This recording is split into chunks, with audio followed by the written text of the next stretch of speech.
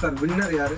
Runner யார்? Winner அப்படின்றவங்க ஒரு மேன்மையான ஏழையாய், செருப்பு தைப்பவனாய், கூலி வேலை செய்பவனாய், விவசாயியாய், கீழ் நிலையில் இருந்து தன்னைத்தானே செதுக்கி கொண்டு ஒரு சமஸ்தானத்தையே உருவாக்கி இருப்பாங்க. சார், இன்னைக்கு நீங்க உலகத்துல இருக்க மேக்சிமம் லைம் லைட்ல இருக்க கம்பெனியை ஃபுல்லா பாருங்களேன், அதை ஒரு படிக்காத மேதை தான் உருவாக்கி இருப்பாங்க. அந்த வின்னர் ஓவர் நைட்ல ஒபாமா ஆயிருக்க மாட்டாங்க.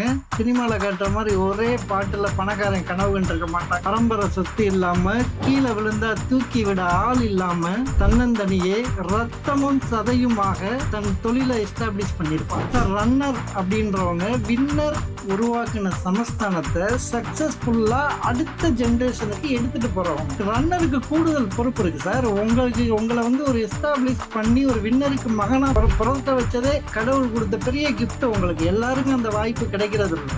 உங்க கூடுதல் பொறுப்புல நீங்க அந்த ரன்னர் ஸ்டேஜ்ல இருந்து வின்னரா மாறி உங்க ஜென்ரேஷனா ரன்னர் ஆக்குறதுக்கு பாடுபடணும் சார். அப்பதான் தலைமுறை தாண்டி வெற்றி ஸ்டாண்டர்டா இருக்கும். இப்ப நம்ம நிறைய பேரை கேள்விப்பட்டிருப்போம், ஆகா ஒரு காலத்துல இவங்க ரொம்ப பெருசா வாழ்ந்த குடும்பம், இப்ப இப்படி கஷ்டப்படுறாங்களே அப்படின்ற சொற்கள் எல்லாம் நம்ம நடைமுறையில் கேள்விப்பட்டுக்கிட்டு தான் இருப்போம் சார். நம்ம கண்ணுக்கு முன்னாடியே ஒரு எக்ஸாம்பிள் இருக்கு சார். மேன்மை பொருந்திய ஏழையின் மகன் திருபாய் அம்பானி, அவங்க தான் அந்த ரிலையன்ஸ் குரூப் ஆஃப் கன்சர்னை எஸ்டாப்ளிஷ் பண்ணாங்க. அவங்க ரொம்ப சாதாரணமா இருந்து உருவாக்குனது. அவங்க காலத்துக்கு அப்புறம் அவங்க பையன் 2 பேருக்கு சரிசமமா தான் பிரிச்சு கொடுத்தாங்க. One mister Anil Ambani, another one Mukesh Ambani. இப்ப இந்த 2 பேரோட டிஃபரன்ஸ் உங்களுக்கு தெரியாத ஒண்ணு. இன்னைக்கு மார்க்கெட்ல பாத்தீங்கன்னா ஒருத்தரோட வேல்யூ எப்படி இருக்கு, இன்னொருத்தரோட வேல்யூ எப்படி இருக்கு. கஷ்டப்படாம தயவு செஞ்சு பயணப்படுங்க.